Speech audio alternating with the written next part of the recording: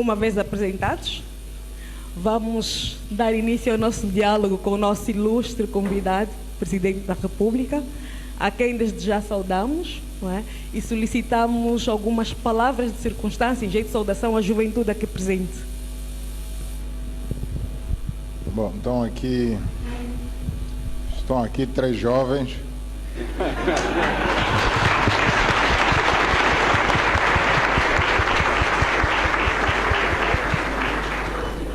Estão aqui 3 jovens, dos quais 2 já se apresentaram.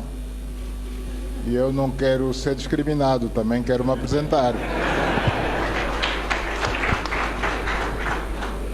Portanto, eu chamo-me, do meu nome completo, João Manuel Gonçalves Lourenço, embora eu não gosto muito que me chamem pelo nome completo, prefiro ser tratado simplesmente como João Lourenço, embora da campanha para cá este short name João Lourenço já tenha sido mais reduzido ainda. Mas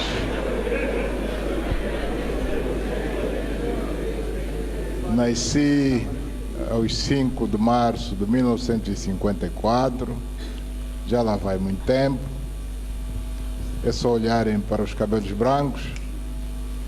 Na cidade de Lubito, sou filho de Sequeira João Lourenço e de Josefa Gonçalves Cipriano Lourenço, já falecidos. Embora tenha nascido no Lubito, praticamente não cresci lá. Cresci aí até os meus 17 anos na província do Bié, município de Catabola, na altura Nova Sintra, depois na sede da altura distrito, hoje província do Bié, portanto na cidade do Cuito, tendo passado depois a viver em Luanda por razões de estudo, até a altura que em 1974,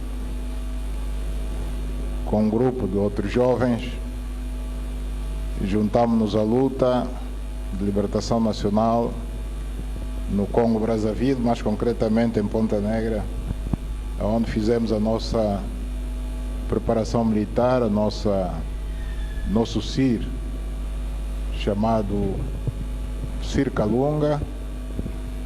Bom, e daí para frente trabalhamos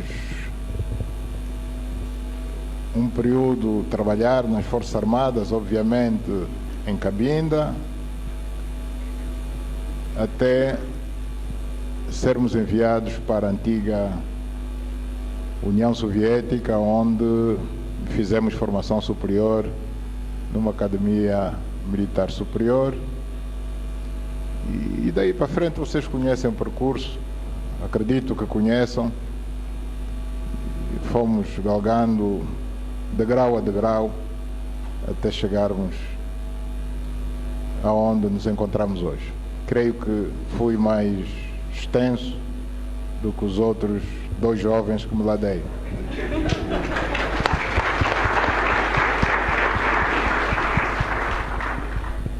Muito obrigada, Sr. Presidente. Bom, passemos então à primeira pergunta. Sr. Presidente, fale-nos um pouco do João Lourenço enquanto jovem. Que memórias guarda dessa fase? A juventude é sempre uma fase, é a melhor fase das nossas vidas. Portanto, para todos nós, a juventude é aquela fase em que não gostaríamos nunca de ter saído dela.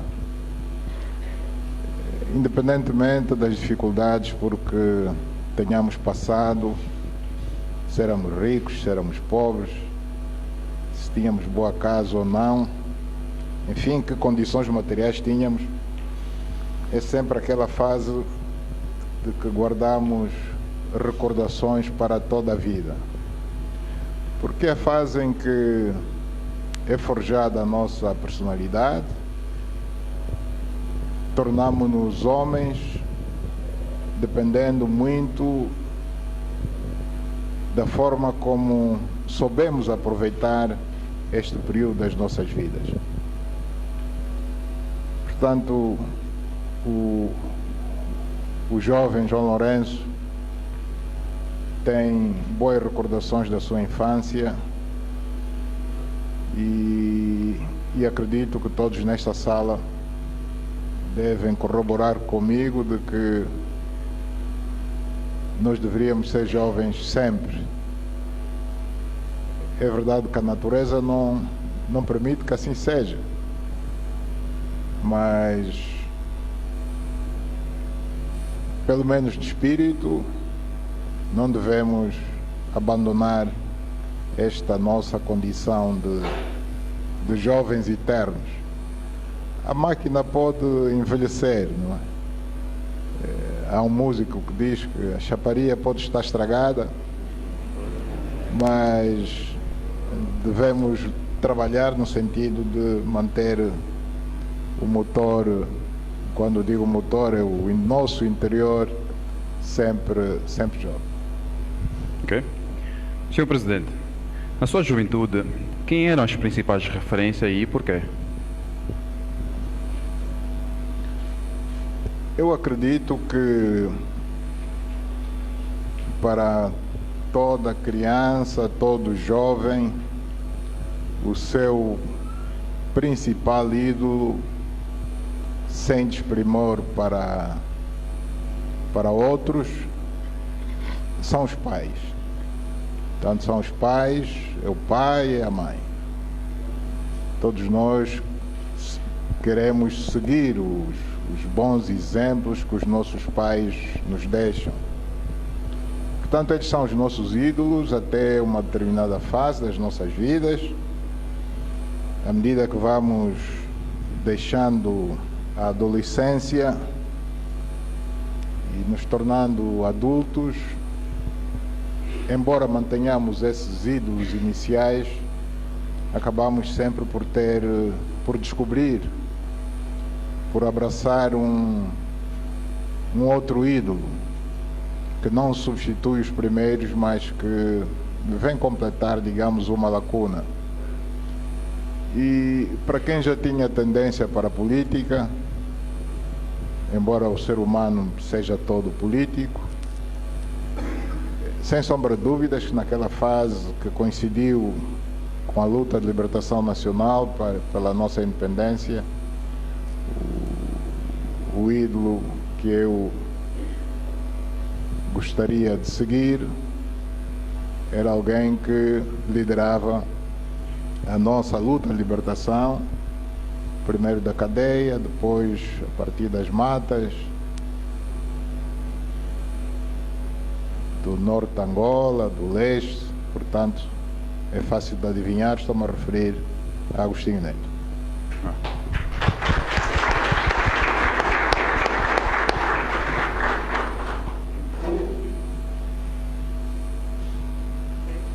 Muito obrigada, Sr. Presidente. Falou agora em tendência, muito cedo para a vida política. Sabemos que o Sr. Presidente começou a exercer funções públicas de grande relevância muito cedo. Foi muito cedo governador provincial do Mochico, salvo erro, ou comissário provincial aos 29, 30 anos. Conte-nos um pouco dessa experiência.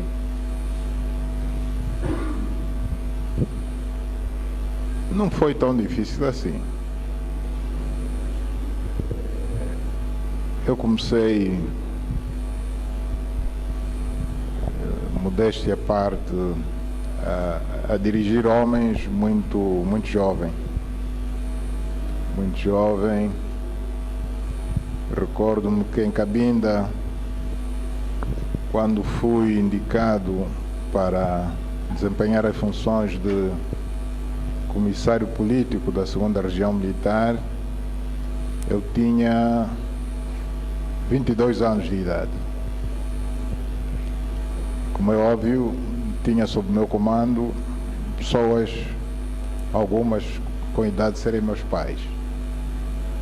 Mas sempre me respeitaram e eu também respeitei, e de formas que ser comissário provincial, que é o equivalente hoje a governador provincial no Chico, exatamente aos 29 anos de idade. Portanto, eu fui governador do Mochico de 1983 a 86.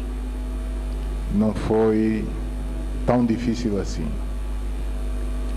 O que foi difícil, ou o que era difícil, era a situação que a província vivia naquela altura.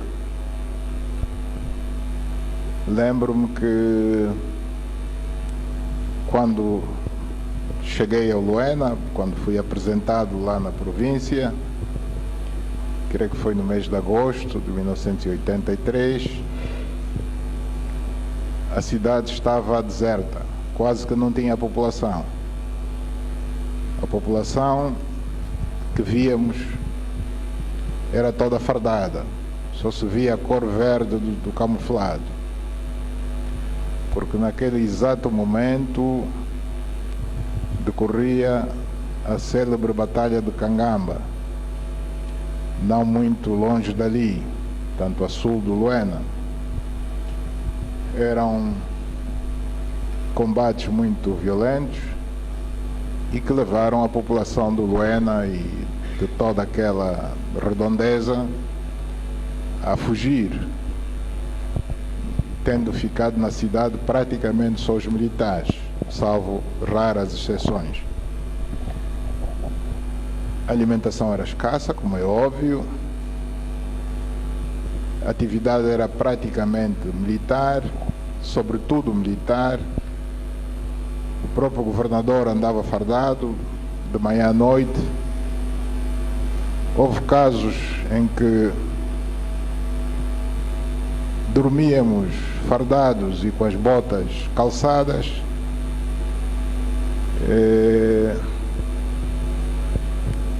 O abastecimento era difícil, como dizia, vinha de Luanda, quer por via aérea, quer por via terrestre. As colunas levavam mais de uma semana a fazerem 1.200 quilómetros, que é o percurso que vai de Luanda para o Luena. Portanto, para dizer que, tirando isso, esta situação que pouco a pouco foi se descongestionando, de resto não foi tão grande novidade a minha condição de jovem. Da mesma forma, vocês também são jovens e estão a enfrentar grandes desafios. Pelo que acabei de ouvir, qualquer um dos vossos casos são casos de sucesso para as idades que têm. Portanto, o importante não é a idade, o importante é o que temos cá dentro, é a nossa personalidade. Senhor Presidente, enquanto jovem e com tantos desafios que enfrentou, alguma vez sentiu medo ou peso de tanta responsabilidade que carregava? A resposta, no fundo, acaba de ser dada. Portanto, devo dizer que não. Devo dizer que não. Mas o que é assumir responsabilidades intermédias a essa idade, quando o presidente José Eduardo dos Santos assumiu o mais alto cargo da nação com 37 anos? Aí sim é muito mais difícil. A responsabilidade é muito maior do que ser o comissário provincial. Portanto, e ele não teve medo, e acho que nenhum jovem deve ter medo de enfrentar a vida, de enfrentar o mundo. Temos que olhar os desafios de cara levantada, analisar os nossos pontos fracos, os nossos pontos fortes. Devemos conhecer os nossos pontos fracos, porque todos os temos.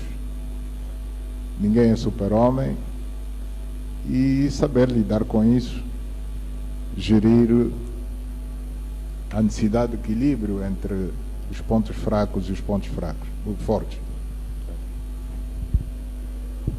Obrigada. O Sr. Presidente acaba de nos contar, não é, que muito cedo passou a prestar serviços à pátria nas Forças Armadas. Eu penso que conte-nos um pouco da sua carreira militar. Como é que foi para entrar para as Forças Armadas?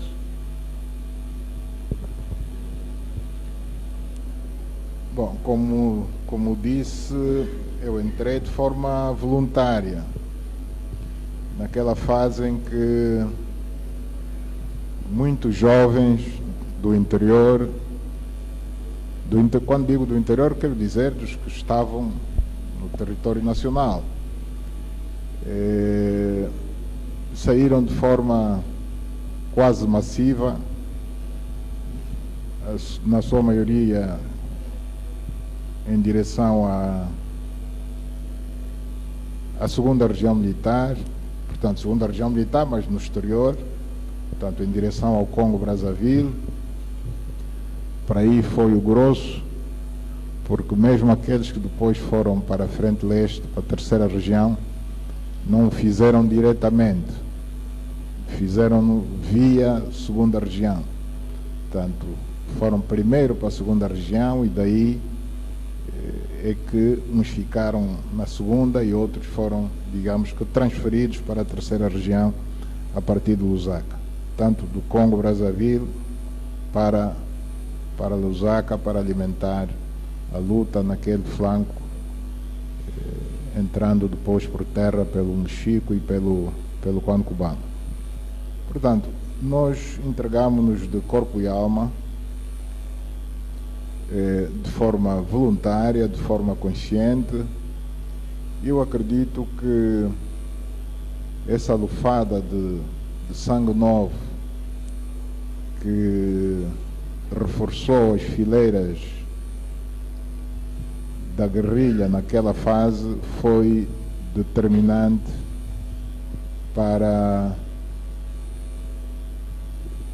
o grande desafio daquele período 74-75, das várias lutas intestinas que depois surgiram já entre nós, irmãos, dos diferentes movimentos de libertação. Estou-me a referir ao MPLA, à FNLA, à UNITA. Foi decisiva para o enfrentamento às invasões externas, primeiro a que veio do norte e que chegou até as portas de Luanda, até Kifangondo, e depois para fazer frente à invasão que veio do sul e que inicialmente foi travada ali na província do Kwanza Sul, mas concretamente no município do Elo. Portanto, repito, esse reforço de jovens que abandonaram os liceus e as universidades, a universidade, que era a única na altura, e se entregaram à luta, foi determinante para o bom desfecho que tornou possível o presidente Agostinho Neto proclamar perante Angola e o mundo a independência nacional a 11 de novembro de 75. Senhor Presidente, enquanto jovem dirigente, algumas vezes sentiu dificuldade a lidar com as pessoas mais velhas? Sentiu que por vezes não lhe respeitavam por ser mais novo?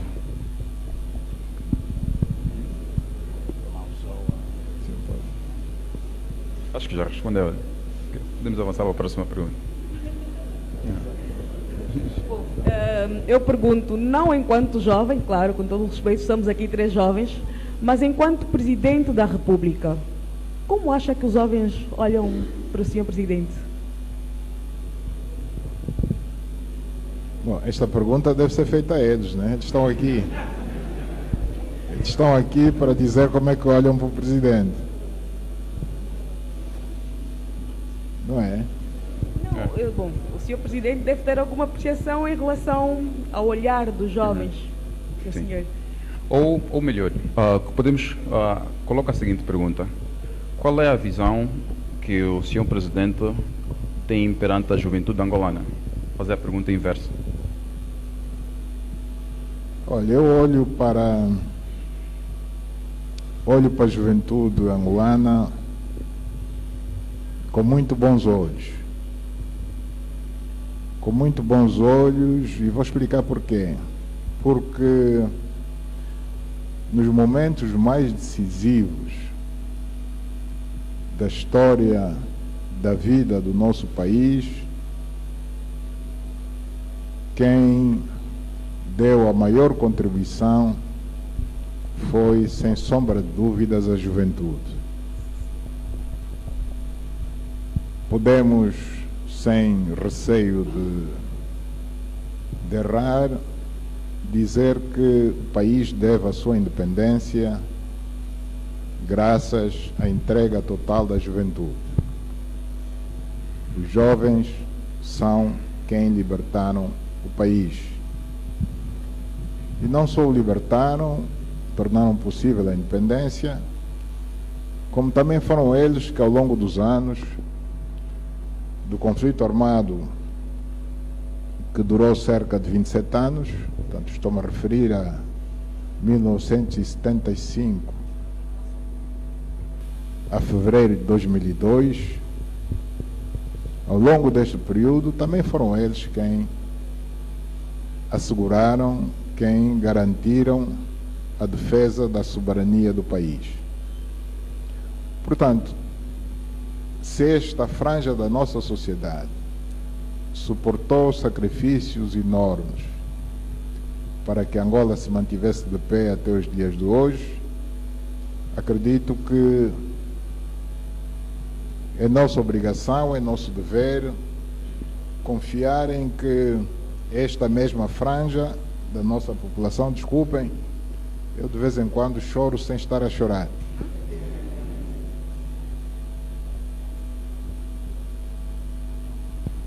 Portanto, é de se pensar que esta mesma franja da nossa sociedade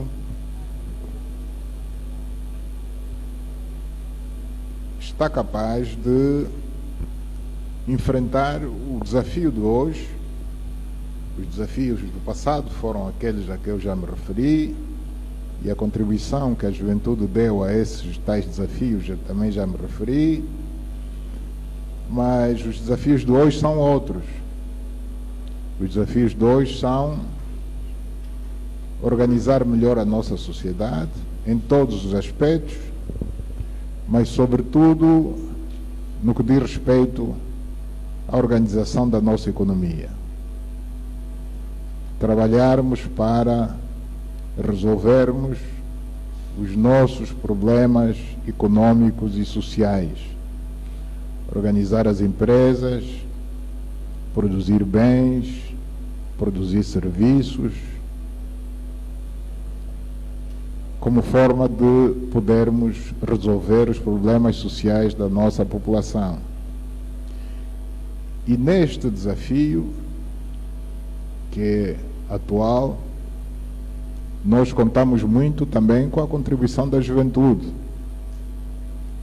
cuja obrigação é, em primeiro lugar, dedicar-se ao estudo, porque só se dedicando ao estudo é que podem ser médicos, enfermeiros, engenheiros,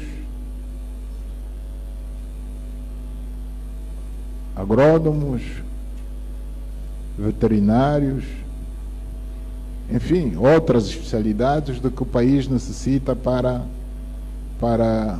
garantirmos o desenvolvimento econômico e social do nosso país. Portanto, a primeira obrigação do jovem hoje é ser um bom aluno, um bom estudante, que estuda para saber e não estuda apenas para ter o canudo na mão, como se diz, e desta forma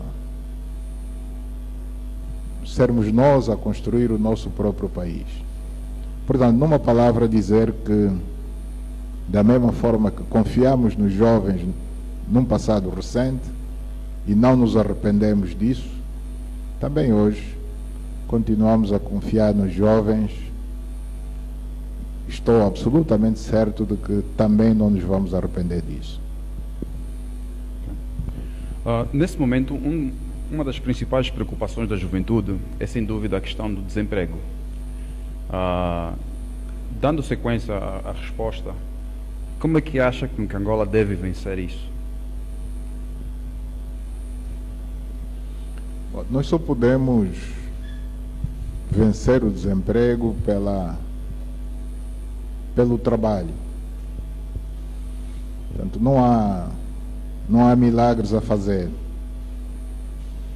É pelo trabalho de todos, mas é pelo trabalho não olhando apenas para um único empregador. O trabalhar não significa necessariamente termos patrão. E se tivermos esse patrão, também não significa necessariamente que tenha de ser o Estado. O autoemprego não deixa de ser emprego. Tem que haver iniciativas idênticas a deste jovem que está aqui ao meu lado esquerdo. Ele não esperou que o Estado lhe desse emprego. Ele deu-se emprego a si próprio, inventou emprego, criou emprego para si próprio, e não só, como hoje emprega quantas pessoas? Mais de 300. Mais de 300 pessoas. Então, nós vamos resolver o problema do emprego se tivermos a capacidade de multiplicar o exemplo deste jovem, desculpe... Erickson Veze. O exemplo do Erickson 1000 vezes, 1 milhão de vezes. Se conseguirmos multiplicar o exemplo dele e de outros, conhecidos e não conhecidos, vamos resolver o problema do emprego. Portanto, a questão do emprego, ou se quisermos do desemprego, é um problema que afeta todas as sociedades.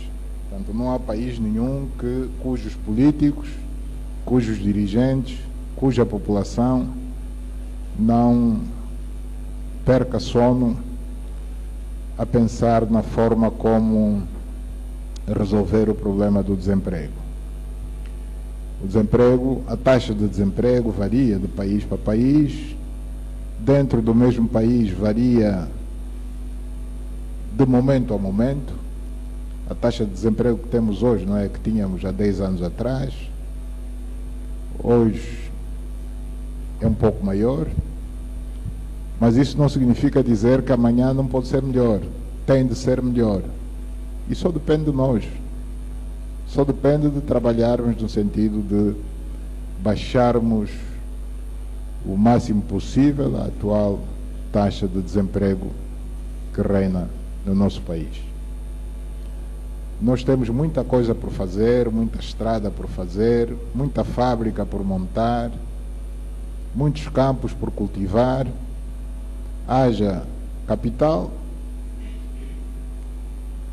e haja recursos humanos.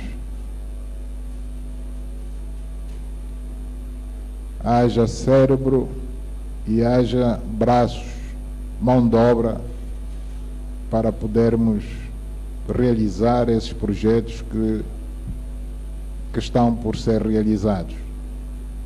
Portanto, o emprego, em princípio, estará garantido se nós nos entregarmos de corpo e alma. Há pessoas em Luanda, e eu vou falar de Luanda, que estão desempregadas. Assim como também há desempregados em outros pontos do país, mas vamos nos agarrar no caso de Luanda. Muitos desses desempregados em Luanda, se nós chegarmos junto deles e dissermos: olha, o senhor amanhã tem um emprego. Onde é que é o emprego? É no Quando Cubango. Ele vira as costas e desaparece. Então, é preciso passar essa mensagem de que o cidadão deve estar psicologicamente preparado para trabalhar em qualquer ponto do país. Da mesma forma que o soldado deve estar preparado para defender a pátria a partir de qualquer ponto do país, também os trabalhadores e os potenciais trabalhadores devem estar preparados para servir o país aonde ele for chamado. Aonde haver emprego, as pessoas devem se mostrar disponíveis. Daí a razão de os concursos públicos que reabrimos o ano passado, em 2018, ter tido o cuidado de fazer concursos destinados à província A, à província B, à província C. Nós podíamos simplesmente dizer, bom, está aberto um concurso público de ingresso para enfermeiros e ponto final. E as pessoas apuradas depois davam-se o luxo de dizer, eu estou apurado, mas não quero ir para o sítio A, para o sítio B, para o sítio C. Não. Hoje quem concorre para ocupar uma vaga na província do Bié, por exemplo. E se ele ganhar esse lugar, ele só ganhou para a província do Bié. Ele não pode dizer, ganhei o concurso, mas coloca-me na Maianga. Ele ganhou para a província do Bié, tem que ir para o Bié. Se não for para o Bié, fica desempregado. Então, era só para sensibilizar os nossos jovens de que queixamos-nos de que há desemprego, e é um facto que há desemprego. Ninguém quer ver pessoas desempregadas, mas por outro lado também o desemprego às vezes é geográfico, ou seja, as pessoas querem que o emprego vá a seu encontro, aonde eles estão. Quando não, nós é que temos que ir atrás do emprego. Onde há emprego, as pessoas devem ir atrás do emprego. Muito obrigada. O Sr. Presidente falou há pouco tempo em formação. Pergunto, para o Sr. Presidente, qual deve ser o foco da juventude? O ensino superior ou a formação profissional? Ambas formações são importantes para o país. O país precisa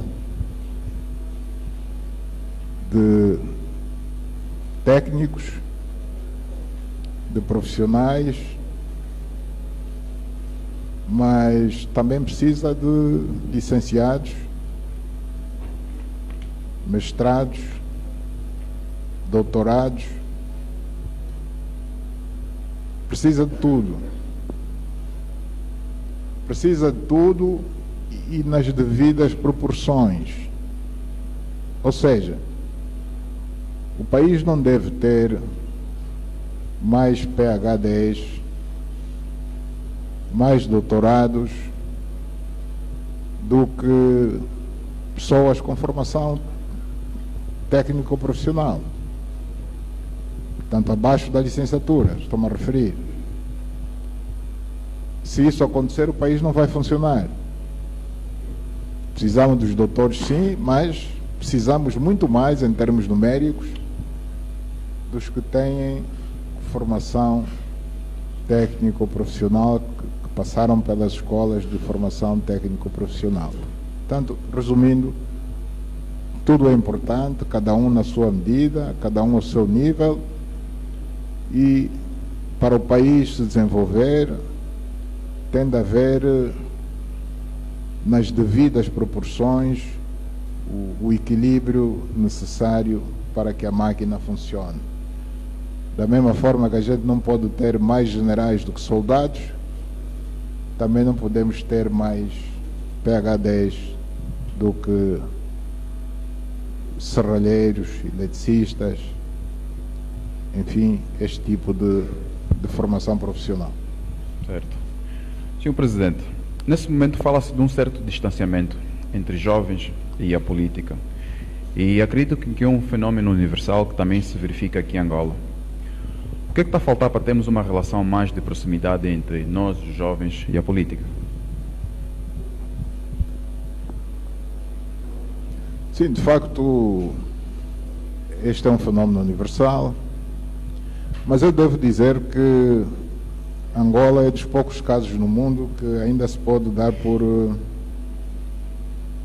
feliz. Ou seja, este fenómeno não nos afetou tanto quanto afeta o resto do mundo, nomeadamente a Europa, bom, e de uma forma geral os países desenvolvidos, mais desenvolvidos. Aí sim, esse fenómeno do afastamento entre eu não diria só a juventude, a população que está descrente dos políticos, da política e dos políticos. Aliás, basta vermos o facto de ser quase impossível hoje na Europa, quando há eleições, haver um partido vencedor que consiga governar sozinho. É quase impossível hoje, na Europa e em outras partes do mundo desenvolvido. Os vencedores vencem sempre por margens muito apertadas, abaixo dos 50%, o que os obriga a terem de fazer coligações para poderem governar. Isto no nosso continente, por enquanto, não acontece, em Angola também não, o que significa dizer que ainda há alguma confiança da população, dos eleitores, dos jovens, das mulheres, eu não diria nos políticos, mas pelo menos na política. Na política. De qualquer forma, temos que olhar para o vizinho e costuma-se dizer que quando as barbas do vizinho estão a arder, a gente tem que pôr as nossas de molho. Ou seja, se esse fenómeno já está a acontecer na Europa, é provável que algum dia chegue à nossa terra. Portanto, temos que nos precaver para evitar que isso algum dia também venha a acontecer. Temos que ser forçados a fazer coligações para poder governar. Okay. Eu pergunto agora, o senhor Presidente acha que as redes sociais podem aproximar os jovens à política? Já agora, que avaliação faz da utilização que os jovens fazem das redes sociais? Bom, as redes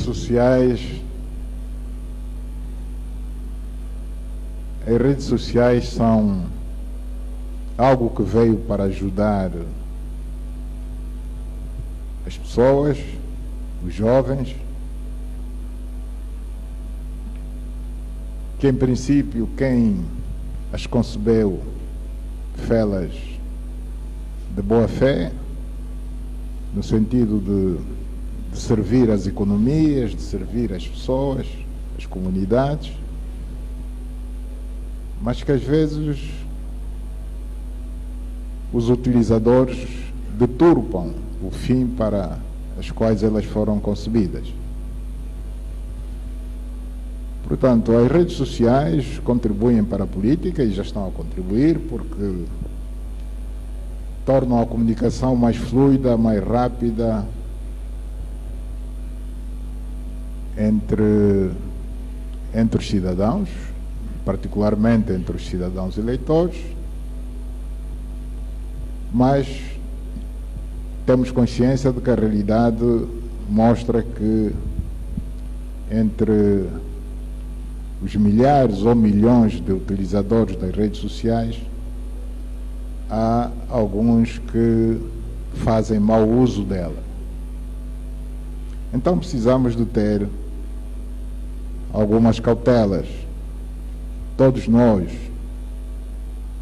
precisamos de ter algumas cautelas. Mas também temos noção de que, mesmo tendo essas algumas cautelas, é quase inevitável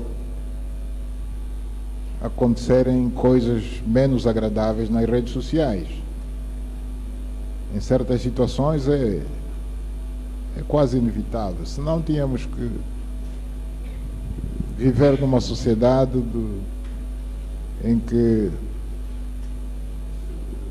tinha de se policiar as pessoas uma a uma com meios tecnológicos sofisticados, o que em certa medida também iria contra a própria liberdade, as próprias liberdades democráticas, contra a liberdade do pensamento, contra a liberdade de expressão.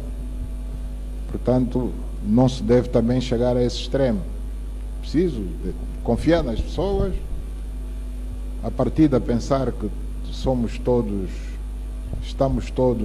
de bem, e aceitar que entre 100 haverá 3, 4 que vão utilizar mal as redes sociais. Eu às vezes comparo as redes sociais aos medicamentos. Os medicamentos foram feitos para tratar as doenças das pessoas, para servir bem as pessoas, para melhorar a sua saúde e, em alguns casos, até para salvar vidas. Mas se forem mal utilizados os medicamentos, o efeito é precisamente o contrário. Não só podemos piorar das enfermidades que temos, como até podemos morrer. O medicamento pode se tornar veneno. Então, as redes sociais é a mesma coisa. Elas são boas ou más consoante a utilização que nós as dermos. Se nos medicamentos a overdose mata, nas redes sociais, não só a overdose, a excessiva utilização das mesmas, como a incorreta utilização das mesmas pode provocar danos, às vezes irreversíveis, a terceiros. Portanto, juventude, usem sim as redes sociais, mas com responsabilidade. Porque o grande perigo das redes sociais é que são um meio de comunicação que não tem rosto. Vamos falar da televisão, por exemplo. Nós estamos a ver, sem querer promovê-lo, nós estamos a ver o Ernesto Bartolomeu no ecrã. Tudo o que ele diga, de bom ou de mau, ele está localizado. Nós sabemos que é o Ernesto Bartolomeu que disse.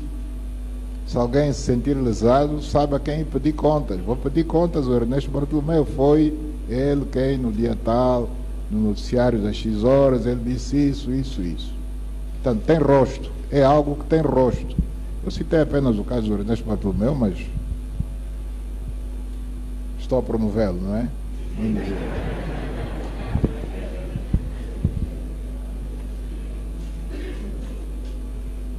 Nas redes sociais, ninguém tem rosto. Ou melhor, só tem rosto quem quer ter, quem se identifica. Mas como é possível as pessoas não se identificarem ou identificarem-se falsamente, ou seja, com uma identidade falsa,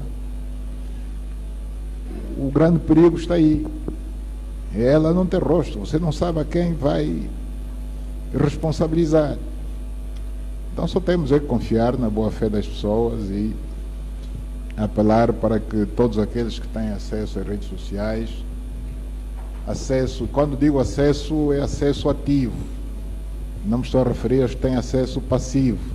Acesso passivo é quem vê o que está nas redes sociais. Acesso ativo é quem produz informação nas redes sociais. Esses que têm o acesso ativo é para os quais nós apelamos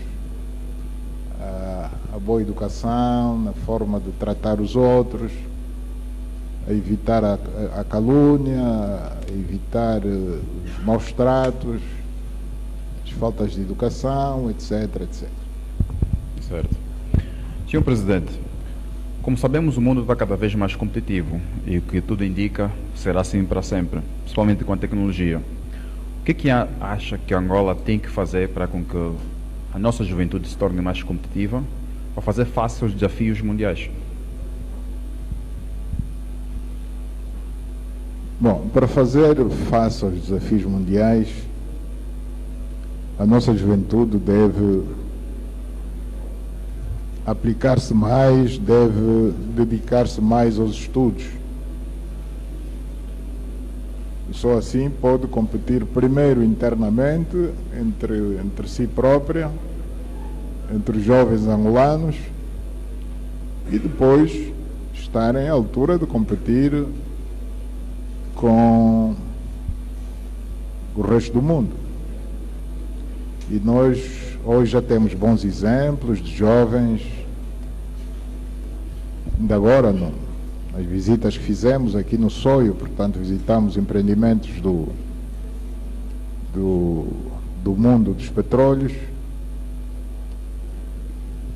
e constatamos haver jovens angolanos que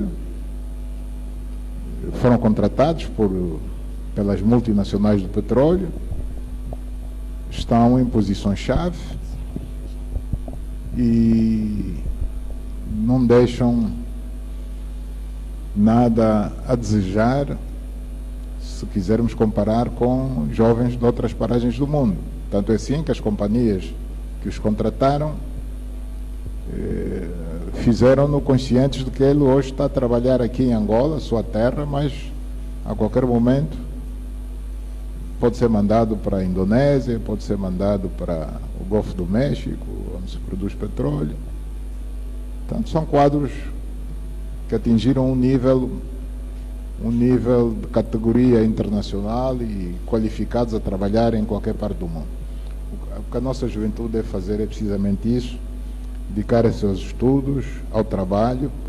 Estudar também já é trabalhar, mas esse apelo deve ser feito não apenas ao jovem em si, porque também devemos reconhecer que nem tudo depende só dele. Também depende do nível do estabelecimento de ensino em que ele se encontra. Portanto, para atingirmos a excelência e podermos competir internacionalmente, as instituições de ensino no nosso país também devem melhorar os níveis de qualidade, os níveis de exigência, para podermos atingir os padrões, os melhores padrões internacionais. Muito obrigada. Uma das grandes ou das principais críticas que recaem a nós jovens hoje estão ligadas à pressa, ao não querer esperar, ao imediatismo, ao querer tudo para ontem. O que é que o Sr. Presidente tem a dizer sobre isso? Bom, a pressa. A pressa é... Eu não estou a entender o burburinho da sala. O que é que se passa? Não se ouve lá atrás?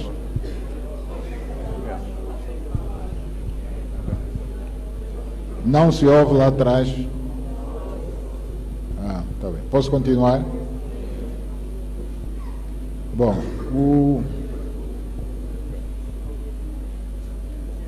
Não, podem continuar que eu ainda não desmaiei. Quando desmaiar, parem. A tendência à pressa é característico da juventude. Contra isso não podemos fazer nada. O próprio jovem, com o andar do tempo, à medida que vai se tornando mais maduro, vai desacelerando, podemos assim dizer.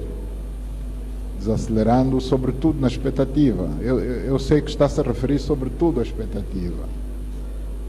Portanto, essa pressa de ver as coisas se realizarem de um dia para o outro tem mais a ver com a expectativa de que as coisas se resolvam. Mas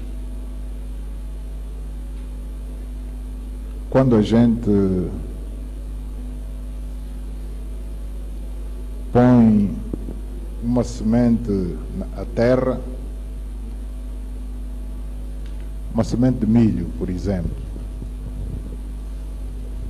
ninguém consegue colher milho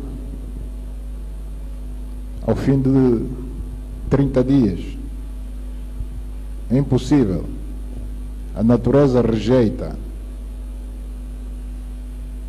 Porque tudo tem os seus timings.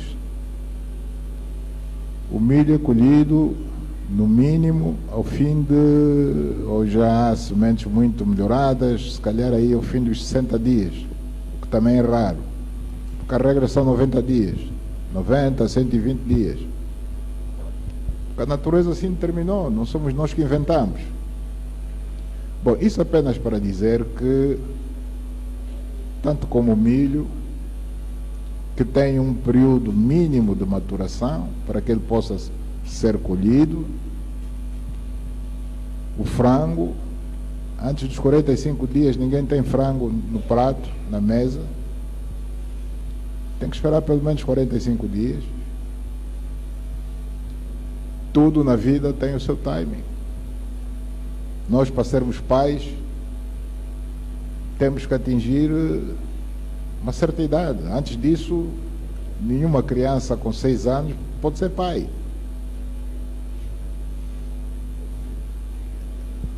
Então, a resolução dos nossos próprios problemas também tem o seu timing. Ontem, em Banza Congo, alguém dizia: presidente, devemos construir o novo aeroporto e ele tem que ficar pronto em 2020. 2020 é próximo ano. E eu dizia: sim senhora, vamos ter novo aeroporto, mas eu garanto-lhe que não vai ficar pronto em 2020. Vai ficar pronto bem depois de 2020, porque não é possível. Ninguém faz um aeroporto em 8, 9 meses. Portanto, apenas para dizer que é normal este sentimento de ansiedade, de pressa por parte da juventude, mas à medida que os jovens vão crescendo, vão se apercebendo que às vezes não é apenas uma questão de querer, é uma questão de poder. Nós muitas vezes queremos que as coisas aconteçam no dia seguinte, mas não é possível. Nós queremos que aconteça amanhã, mas só é possível que elas na realidade aconteçam daqui a muito mais dias. Portanto, esta era... Okay. O Sr. Presidente tem feito uma aposta evidente nos jovens.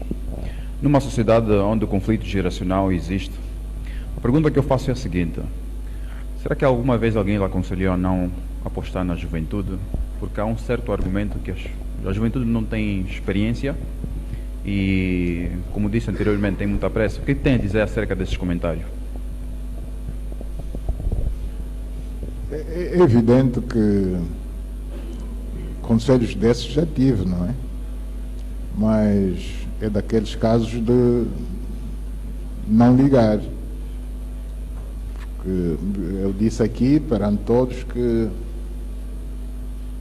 foi graças à entrega da juventude que desde muito cedo desempenharam funções de grande responsabilidade que o país está de pé. Então, como é que a gente vai dizer não confia na juventude? Experiência ganha-se, ninguém nasceu experiente, não existe. Um bebê experiente existe? Não há bebê experiente. Então, o bebê não tem experiência. E a experiência na vida a gente vai ganhando, e ganhamos até morrer. É um processo que é contínuo. Ninguém nasce com experiência. A experiência ganha-se, aprende-se. Muito obrigada, Sr. Presidente. Experiência ganha-se, aprende-se. Bom, nós vamos passar para a próxima fase do nosso diálogo. Vamos passar à nossa plateia. Então, foi esta a primeira parte da conversa do Presidente da República com os jovens do Zaire, a colocarem as perguntas, a colocarem as questões que também têm a ver com a necessidade do emprego, a necessidade de começarem a promoverem mais a educação, a cultivarem-se mais para acompanhar a dinâmica da sociedade. Nós voltamos noutros espaços com certeza para trazer o que se passou aqui na Escola Superior Politécnica do Soio. Boa tarde.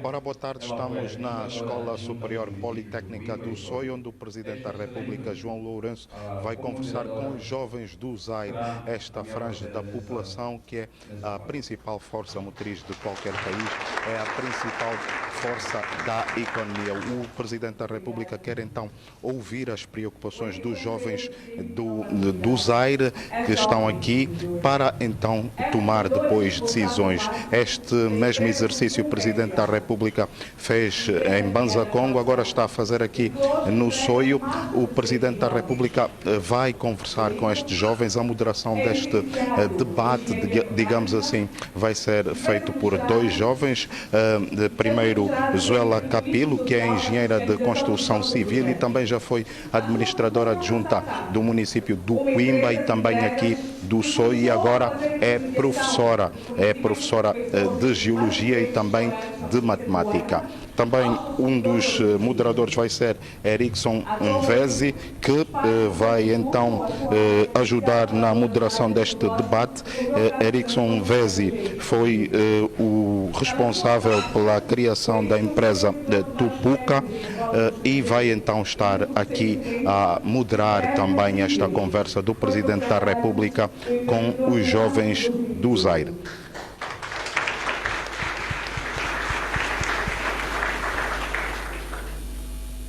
Uma vez apresentados, vamos dar início ao nosso diálogo com o nosso ilustre convidado, Presidente da República, a quem desde já saudamos, não é? E solicitamos algumas palavras de circunstância em jeito de saudação à juventude aqui presente. Bom, estão aqui três jovens.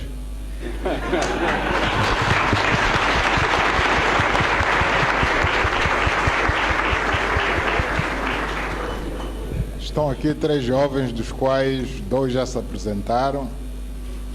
E eu não quero ser discriminado, também quero me apresentar. Portanto, eu chamo-me, do meu nome completo, João Manuel Gonçalves Lourenço, embora eu não gosto muito que me chamem pelo nome completo, prefiro ser tratado simplesmente como João Lourenço, embora da campanha para cá este short name João Lourenço já tenha sido mais reduzido ainda, mas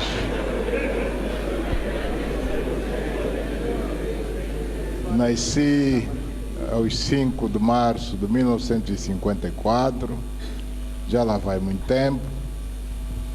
É só olharem para os cabelos brancos.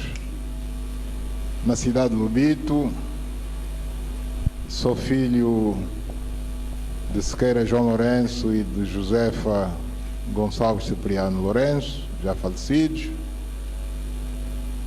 Embora tenha nascido no Lubito, praticamente não cresci lá.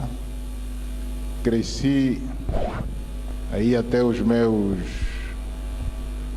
17 anos na província do Bié, município de Catabola, na altura Nova Sintra, depois na sede da altura distrito, hoje província do Bié, portanto na cidade do Cuito, tendo passado depois a viver em Luanda por razões de estudo, até a altura que em 1974, com um grupo de outros jovens, juntámos-nos à luta de libertação nacional no Congo-Brazzaville, mais concretamente em Ponta Negra, onde fizemos a nossa preparação militar, nosso CIR, chamado CIR Calunga. Bom, e daí para frente trabalhamos um período, trabalhar nas Forças Armadas, obviamente em Cabinda, até sermos enviados para a antiga União Soviética, onde fizemos formação superior numa academia militar superior. E daí para frente vocês conhecem o percurso, acredito que conheçam. Fomos galgando degrau a degrau até chegarmos aonde nos encontramos hoje. Creio que fui mais extenso do que os outros dois jovens que me ladeiam.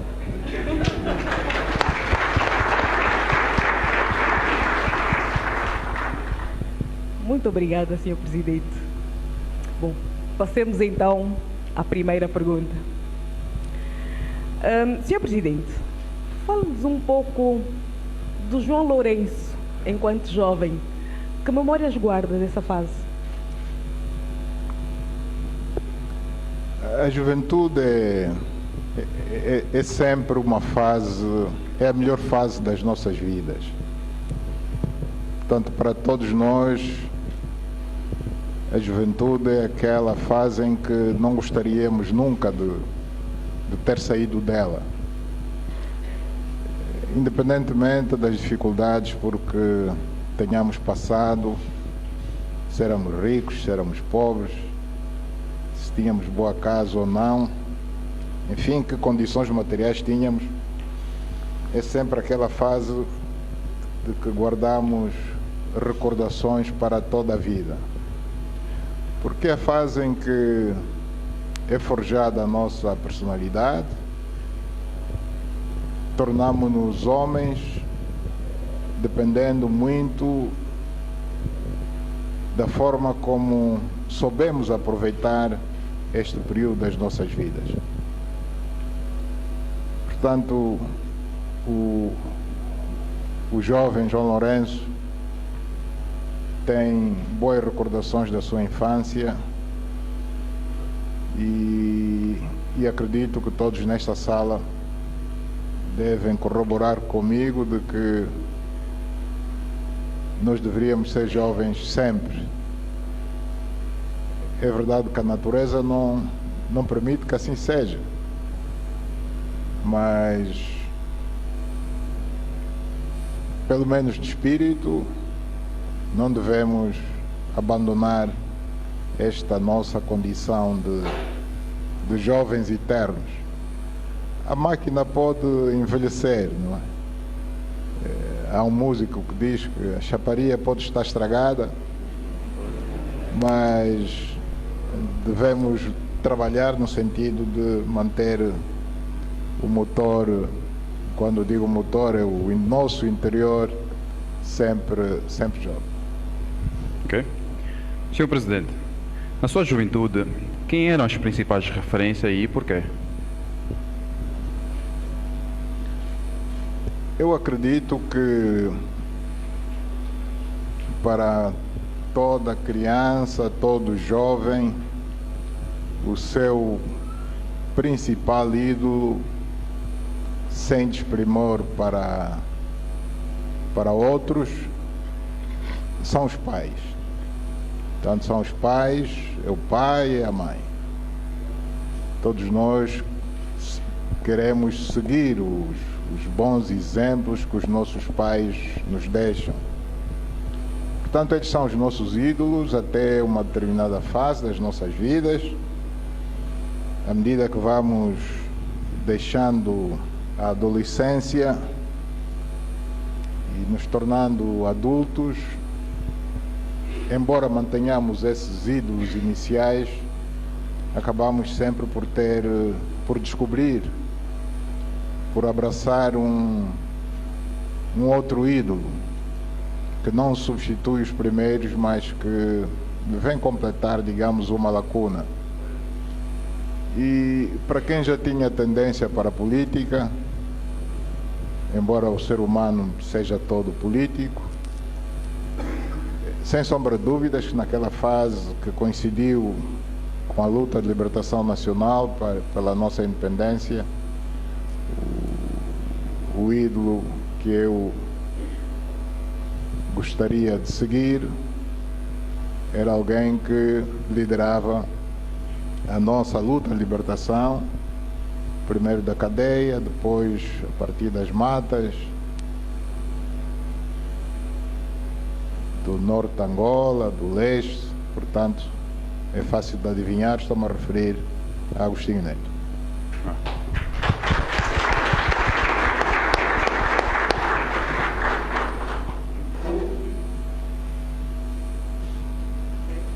Muito obrigada, Sr. Presidente. Falou agora em tendência, muito cedo para a vida política.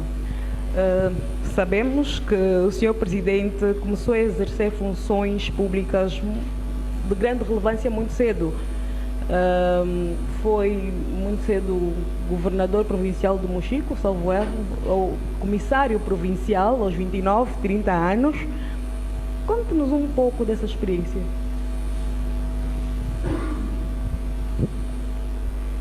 Não foi tão difícil assim. Eu comecei, modéstia à parte, a dirigir homens muito jovem. Muito jovem.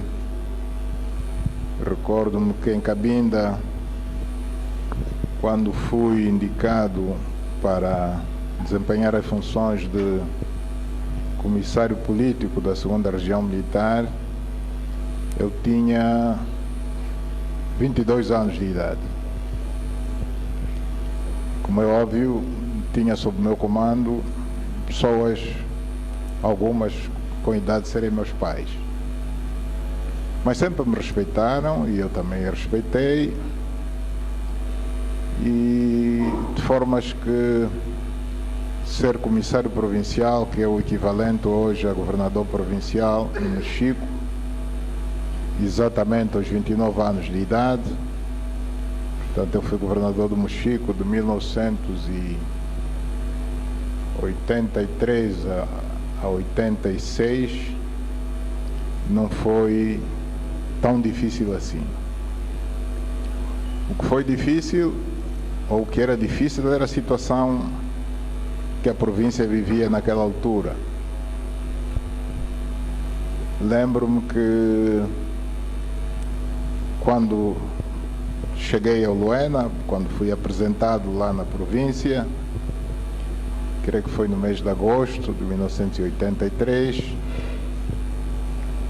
a cidade estava deserta, quase que não tinha população. A população que víamos era toda fardada, só se via a cor verde do camuflado, porque naquele exato momento decorria a célebre Batalha de Cangamba, não muito longe dali, tanto a sul do Luena. Eram combates muito violentos e que levaram a população do Luena e de toda aquela redondeza a fugir, tendo ficado na cidade praticamente só os militares, salvo raras exceções. A alimentação era escassa, como é óbvio. A atividade era praticamente militar, sobretudo militar. O próprio governador andava fardado, de manhã à noite. Houve casos em que dormíamos fardados e com as botas calçadas.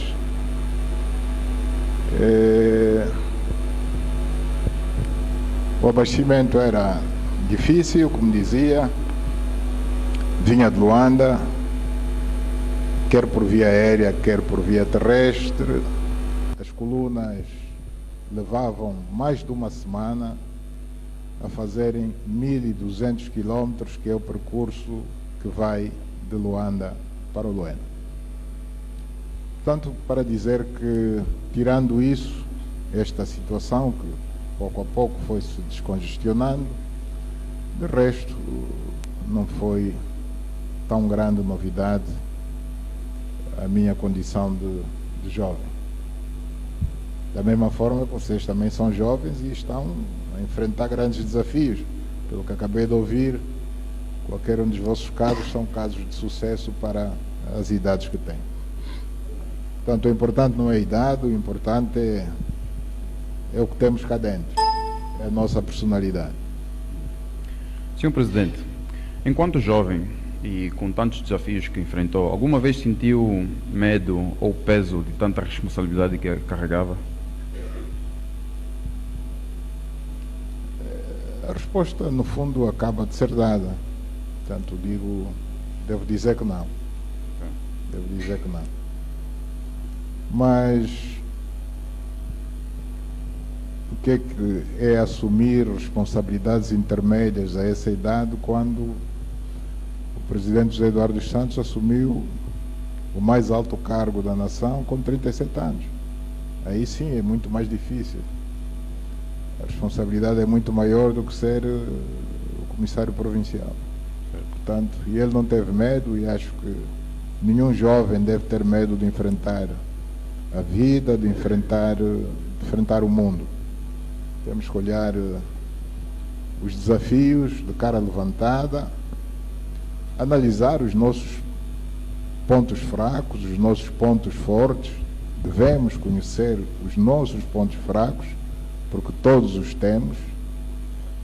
Ninguém é super-homem. E saber lidar com isso, gerir a necessidade de equilíbrio entre os pontos fracos e os pontos fortes. Obrigada. O Sr. Presidente acaba de nos contar, não é, que muito cedo passou a prestar serviços à pátria nas Forças Armadas. Eu penso que conte-nos um pouco da sua carreira militar. Como é que foi para entrar para as Forças Armadas?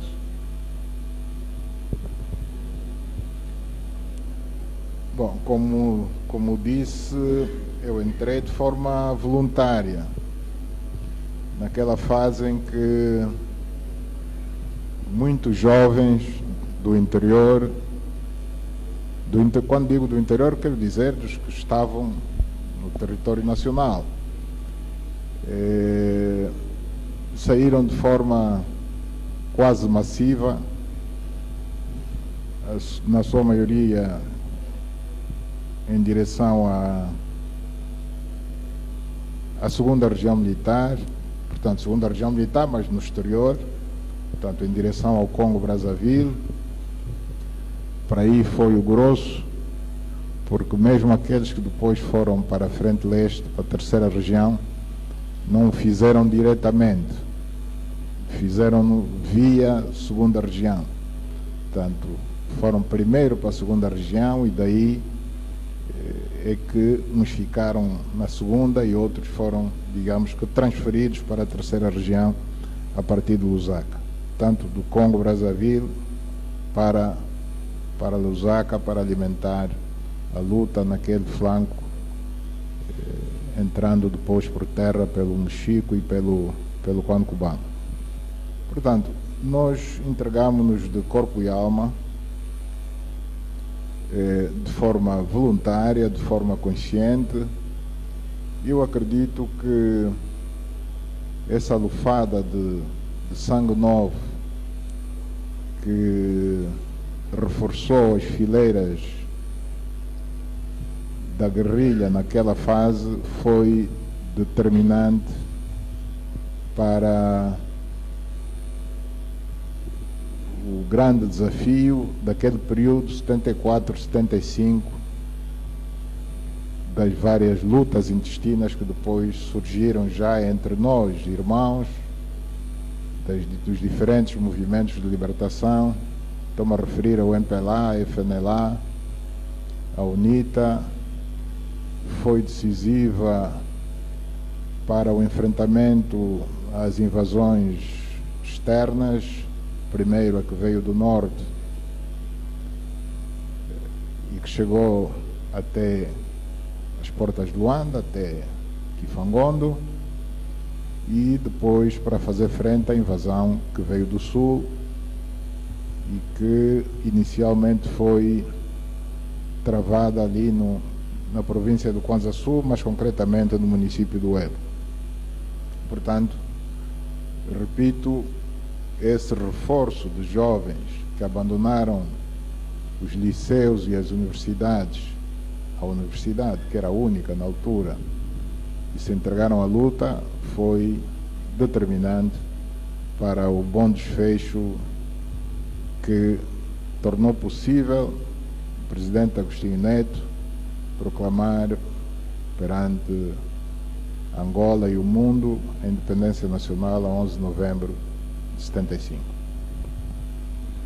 Senhor Presidente, enquanto jovem dirigente, algumas vezes sentiu dificuldade a lidar com as pessoas mais velhas? Sentiu que por vezes não lhe respeitavam por ser mais novo?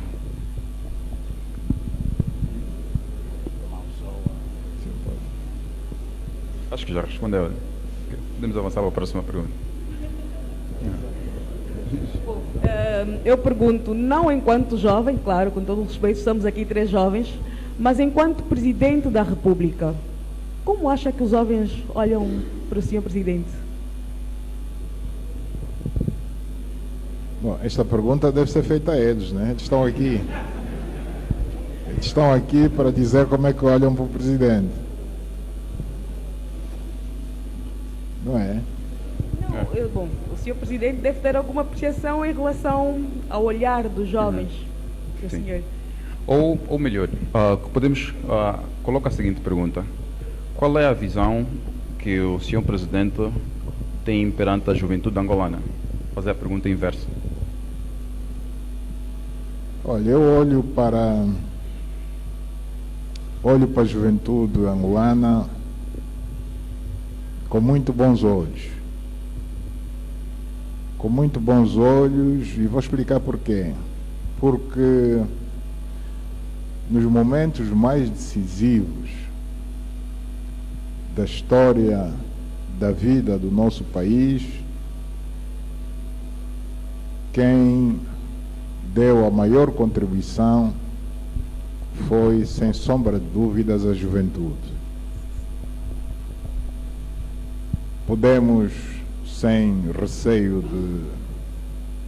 de errar, dizer que o país deve a sua independência graças à entrega total da juventude. Os jovens são quem libertaram o país. E não só o libertaram, tornaram possível a independência, como também foram eles que, ao longo dos anos do conflito armado, que durou cerca de 27 anos, portanto estou-me a referir a 1975 a fevereiro de 2002, ao longo deste período também foram eles quem asseguraram, quem garantiram a defesa da soberania do país. Portanto, se esta franja da nossa sociedade suportou sacrifícios enormes para que Angola se mantivesse de pé até os dias de hoje, acredito que é nossa obrigação, é nosso dever confiar em que esta mesma franja da nossa população. Desculpem, eu de vez em quando choro sem estar a chorar.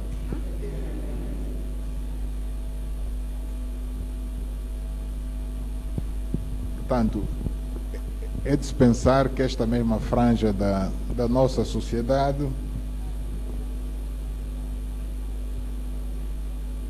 está capaz de enfrentar o desafio de hoje. Os desafios do passado foram aqueles a que eu já me referi, e a contribuição que a juventude deu a esses tais desafios eu também já me referi, mas os desafios de hoje são outros. Os desafios de hoje são organizar melhor a nossa sociedade em todos os aspectos, mas sobretudo no que diz respeito à organização da nossa economia.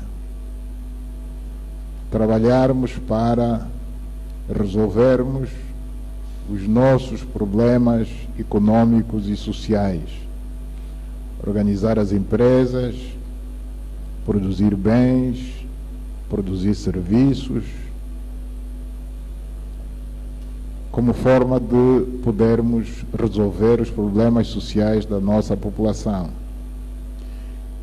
E neste desafio, que é atual, nós contamos muito também com a contribuição da juventude, cuja obrigação é, em primeiro lugar, dedicar-se ao estudo, porque só se dedicando ao estudo é que podem ser médicos, enfermeiros, engenheiros, agrônomos, veterinários, enfim, outras especialidades de que o país necessita para garantirmos o desenvolvimento econômico e social do nosso país.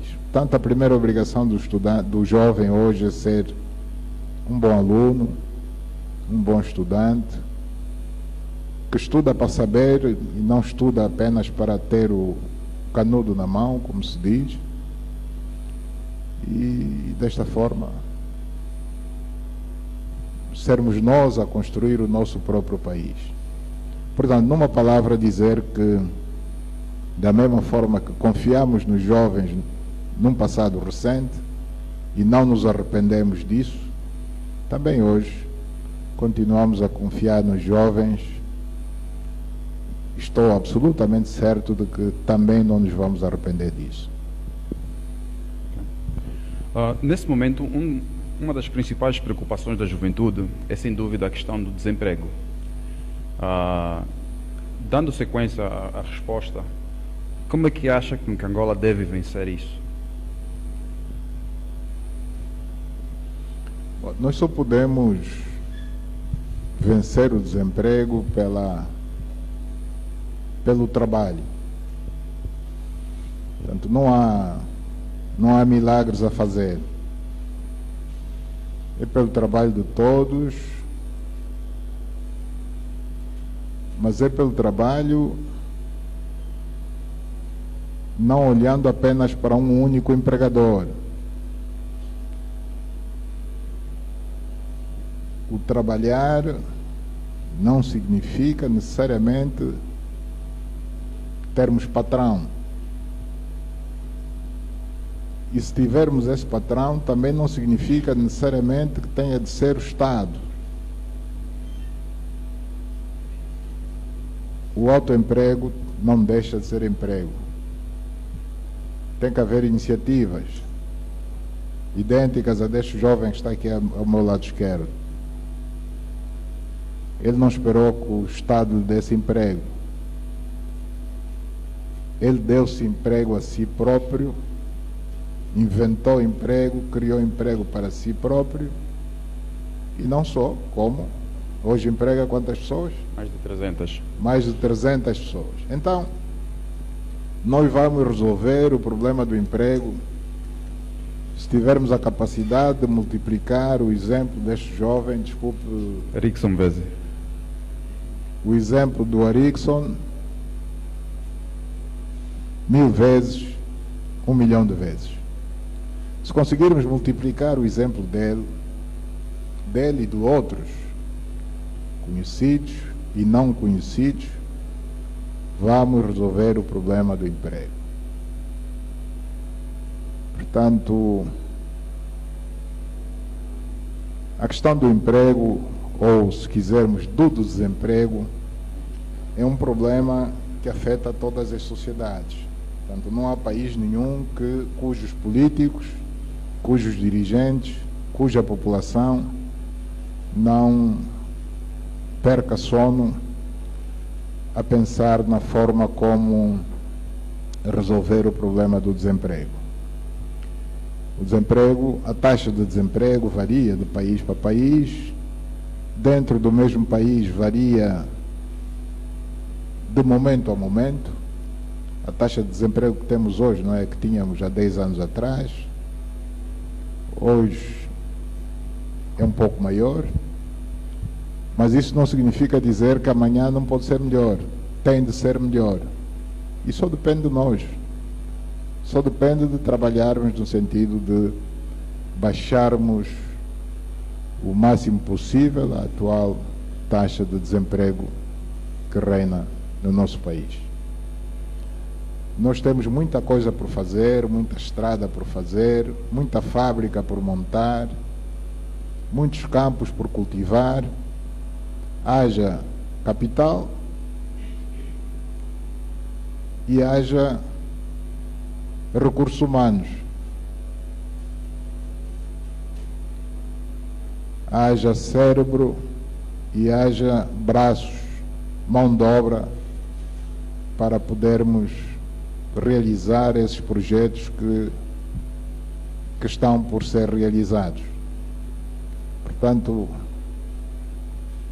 o emprego, em princípio, estará garantido se nós nos entregarmos de corpo e alma.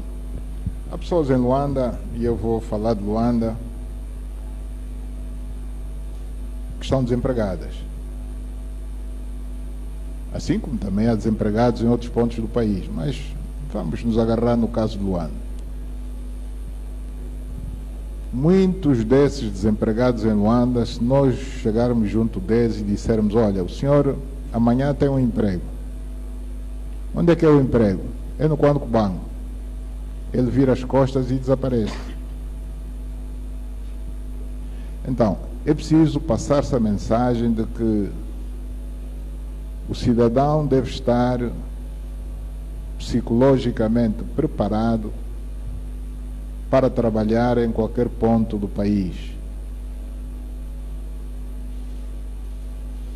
Da mesma forma que o soldado deve estar preparado para defender a pátria a partir de qualquer ponto do país, também os trabalhadores e os potenciais trabalhadores devem estar preparados para servir o país aonde ele for chamado. Aonde haver emprego, as pessoas devem se mostrar disponíveis. Daí a razão de os concursos públicos que reabrimos o ano passado, em 2018, ter tido o cuidado de fazer concursos destinados à província A, à província B, à província C. Nós podíamos simplesmente dizer: bom, está aberto um concurso público de ingresso para enfermeiros e ponto final. E as pessoas apuradas depois davam-se o luxo de dizer: eu estou apurado, mas não quero ir para o sítio A, para o sítio B, para o sítio C. Não. Hoje quem concorre para ocupar uma vaga na província do Bié, por exemplo. E se ele ganhar esse lugar, ele só ganhou para a província do Bié. Ele não pode dizer: ganhei o concurso, mas coloca-me na Maianga. Ele ganhou para a província do Bié, tem que ir para o Bié. Se não for para o Bié, fica desempregado. Então, era só para sensibilizar os nossos jovens de que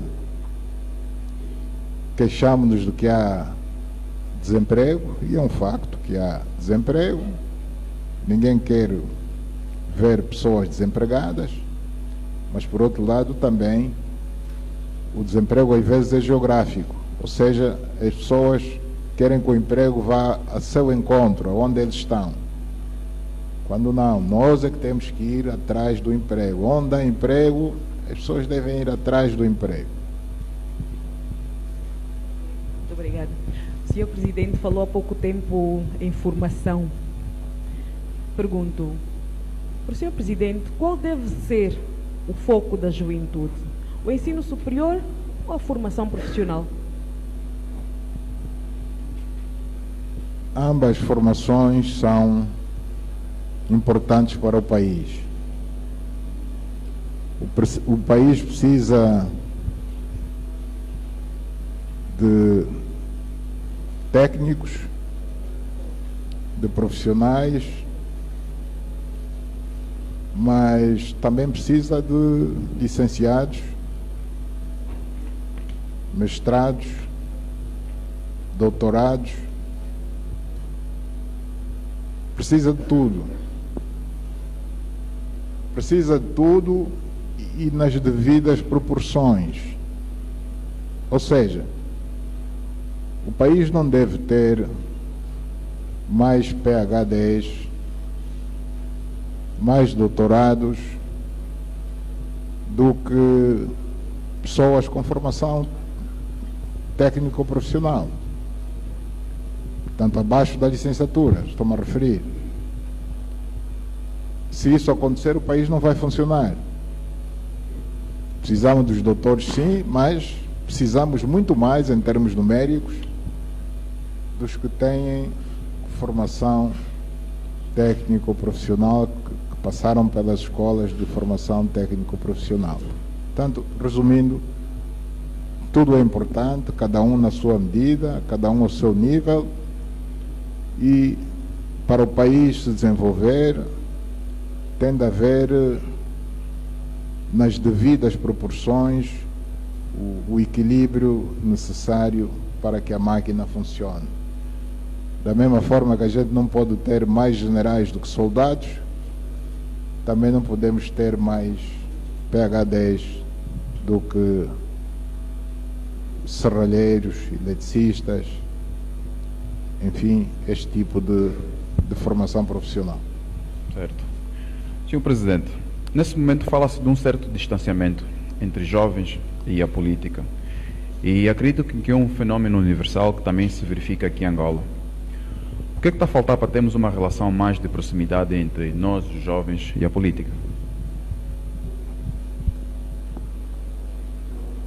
Sim, de facto, este é um fenómeno universal, mas eu devo dizer que Angola é dos poucos casos no mundo que ainda se pode dar por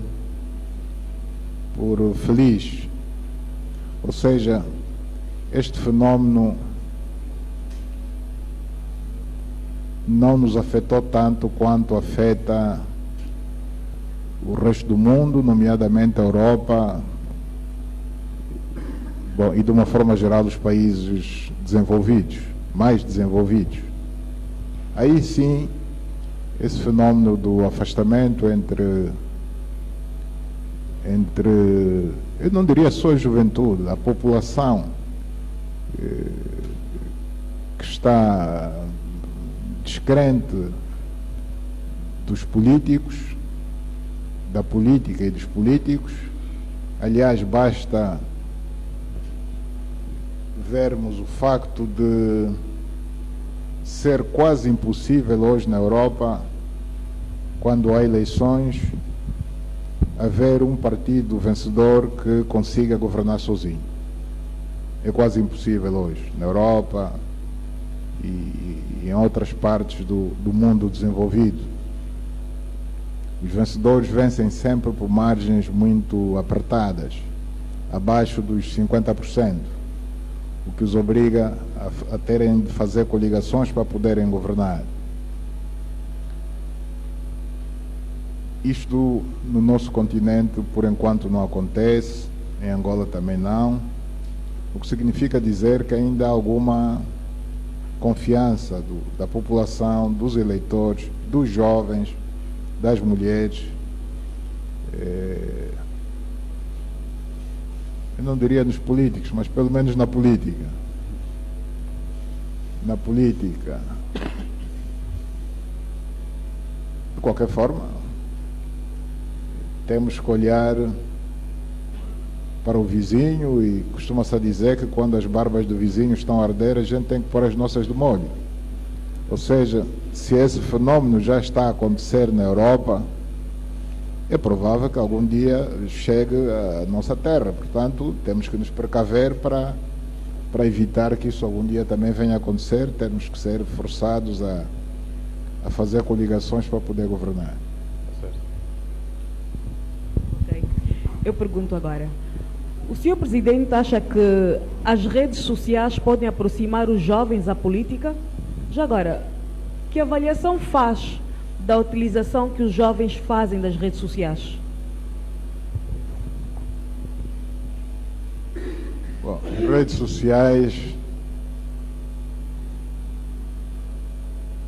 sociais são algo que veio para ajudar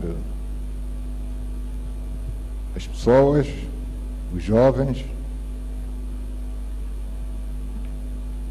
que em princípio quem as concebeu fê-las de boa fé, no sentido de servir as economias, de servir as pessoas, as comunidades, mas que às vezes os utilizadores deturpam o fim para as quais elas foram concebidas. Portanto, as redes sociais contribuem para a política e já estão a contribuir porque tornam a comunicação mais fluida, mais rápida entre os cidadãos, particularmente entre os cidadãos eleitores, mas temos consciência de que a realidade mostra que entre os milhares ou milhões de utilizadores das redes sociais, há alguns que fazem mau uso dela. Então precisamos de ter algumas cautelas. Todos nós precisamos de ter algumas cautelas. Mas também temos noção de que, mesmo tendo essas algumas cautelas, é quase inevitável acontecerem coisas menos agradáveis nas redes sociais. Em certas situações é quase inevitável. Senão tínhamos que viver numa sociedade em que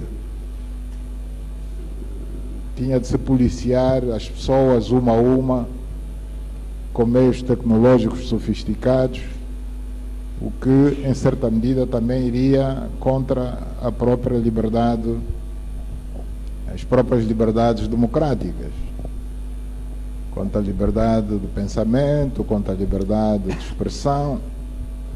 Portanto, não se deve também chegar a esse extremo. Preciso confiar nas pessoas, a partir de pensar que estamos todos de bem e aceitar que entre 100 haverá 3, 4 que vão utilizar mal as redes sociais. Eu às vezes comparo as redes sociais aos medicamentos. Os medicamentos foram feitos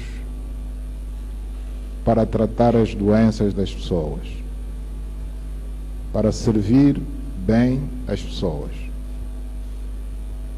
para melhorar a sua saúde e, em alguns casos, até para salvar vidas. Mas se forem mal utilizados os medicamentos, o efeito é precisamente o contrário. Não só podemos piorar das enfermidades que temos, como até podemos morrer. O medicamento pode se tornar veneno. Então, as redes sociais é a mesma coisa. Elas são boas ou más consoante a utilização que nós as dermos. Se nos medicamentos a overdose mata, nas redes sociais, não só a overdose, a excessiva utilização das mesmas, como a incorreta utilização das mesmas pode provocar danos, às vezes irreversíveis, a terceiros. Portanto, juventude, usem sim as redes sociais, mas com responsabilidade. Porque o grande perigo das redes sociais é que são um meio de comunicação que não tem rosto. Vamos falar da televisão, por exemplo. Nós estamos a ver, sem querer promovê-lo, nós estamos a ver o Ernesto Bartolomeu no ecrã. Tudo o que ele diga, de bom ou de mau, ele está localizado. Nós sabemos que é o Ernesto Bartolomeu que disse. Se alguém se sentir lesado, sabe a quem pedir contas. Vou pedir contas ao Ernesto Bartolomeu. Foi ele quem, no dia tal, no noticiário das X horas, ele disse isso. Portanto, tem rosto. É algo que tem rosto. Eu citei apenas o caso do Ernesto Bartolomeu, mas estou a promovê-lo, não é?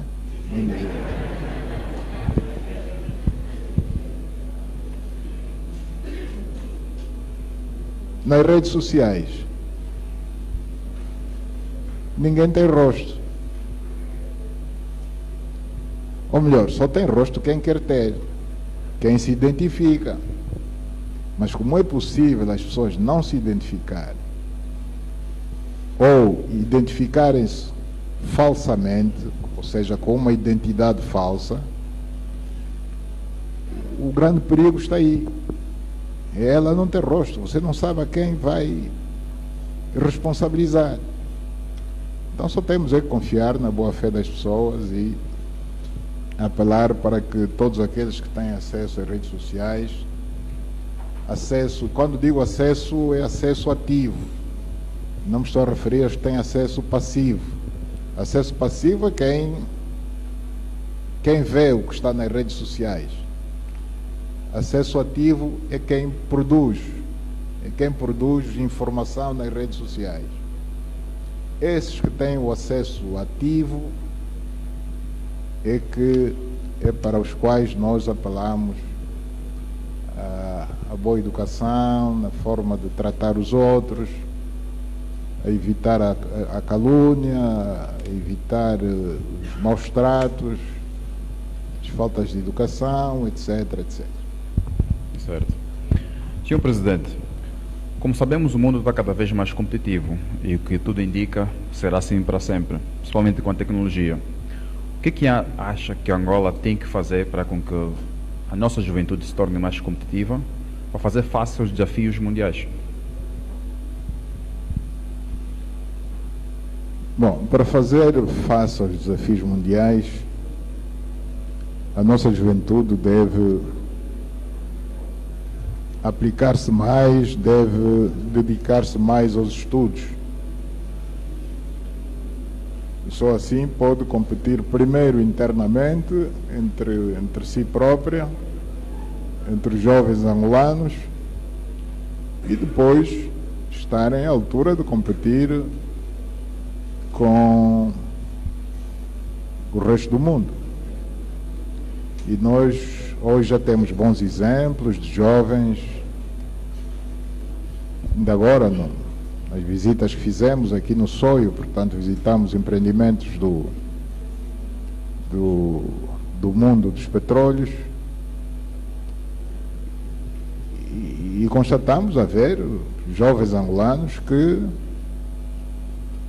foram contratados pelas multinacionais do petróleo, estão em posições-chave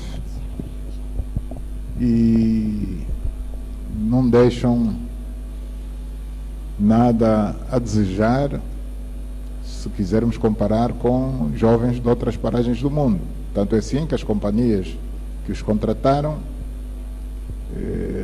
fizeram-no conscientes de que ele hoje está a trabalhar aqui em Angola, sua terra, mas a qualquer momento pode ser mandado para a Indonésia, pode ser mandado para o Golfo do México, onde se produz petróleo.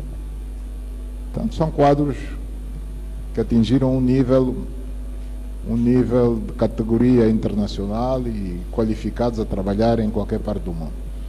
O que a nossa juventude deve fazer é precisamente isso, dedicar-se aos estudos, ao trabalho. Estudar também já é trabalhar, mas esse apelo deve ser feito não apenas ao jovem em si, porque também devemos reconhecer que nem tudo depende só dele. Também depende do nível do estabelecimento de ensino em que ele se encontra. Portanto, para atingirmos a excelência e podermos competir internacionalmente, as instituições de ensino no nosso país também devem melhorar os níveis de qualidade, os níveis de exigência, para podermos atingir os padrões, os melhores padrões internacionais. Muito obrigada. Uma das grandes ou das principais críticas que recaem a nós jovens hoje estão ligadas à pressa, ao não querer esperar, ao imediatismo, ao querer tudo para ontem. O que é que o Sr. Presidente tem a dizer sobre isso? Bom, a pressa é... Eu não estou a entender o burburinho da sala. O que é que se passa? Não se ouve lá atrás?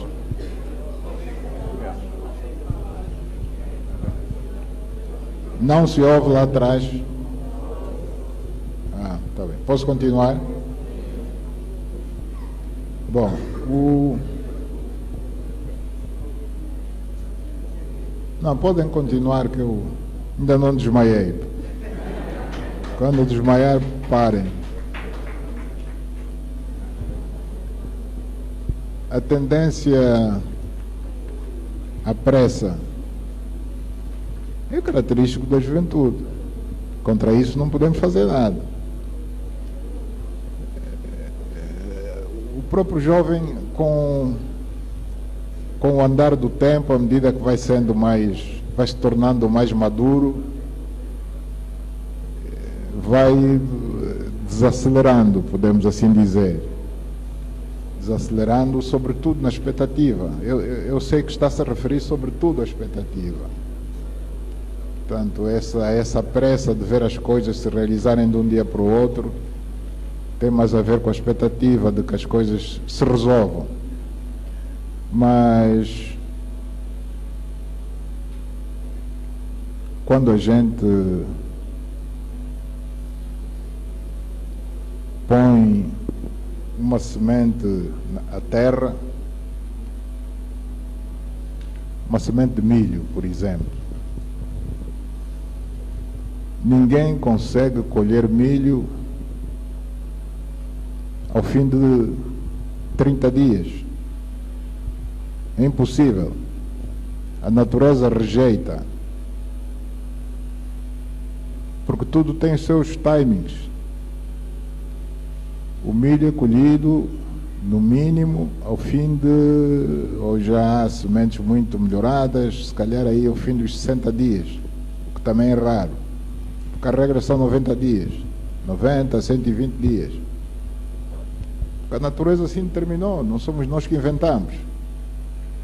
Bom, isso apenas para dizer que, tanto como o milho, que tem um período mínimo de maturação para que ele possa ser colhido.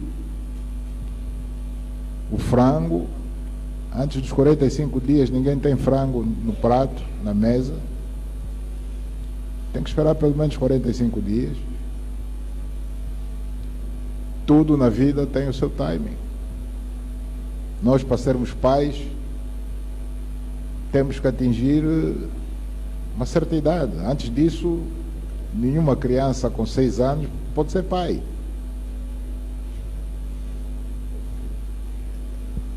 Então, a resolução dos nossos próprios problemas também tem o seu timing. Ontem, em Banza Congo, alguém dizia: presidente, temos que construir o novo aeroporto e ele tem que ficar pronto em 2020. 2020 é próximo ano. E eu dizia: sim, senhora, vamos ter novo aeroporto, mas eu garanto que não vai ficar pronto em 2020. Vai ficar pronto bem depois de 2020, porque não é possível. Ninguém faz um aeroporto em 8, 9 meses. Portanto, apenas para dizer que é normal este sentimento de ansiedade, de pressa por parte da juventude, mas à medida que os jovens vão crescendo, vão se apercebendo que às vezes não é apenas uma questão de querer, é uma questão de poder. Nós muitas vezes queremos que as coisas aconteçam no dia seguinte, mas não é possível. Nós queremos que aconteça amanhã, mas só é possível que elas na realidade aconteçam daqui a muito mais dias. Portanto, esta era... Okay. O senhor Presidente tem feito uma aposta evidente nos jovens. Numa sociedade onde o conflito geracional existe, a pergunta que eu faço é a seguinte: será que alguma vez alguém lhe aconselhou a não apostar na juventude? Porque há um certo argumento que a juventude não tem experiência e, como disse anteriormente, tem muita pressa. O que tem a dizer acerca desses comentários? É evidente que conselhos desses já tive, não é? Mas é daqueles casos de não ligar. Porque eu disse aqui perante todos que foi graças à entrega da juventude que desde muito cedo desempenharam funções de grande responsabilidade que o país está de pé. Então, como é que a gente vai dizer não confia na juventude? Experiência ganha-se, ninguém nasceu experiente, não existe. Um bebê experiente existe? Não há bebê experiente. Então, o bebê não tem experiência. E a experiência na vida a gente vai ganhando, e ganhamos até morrer. É um processo que é contínuo. Ninguém nasce com experiência. A experiência ganha-se, aprende-se. Muito obrigada, Sr. Presidente.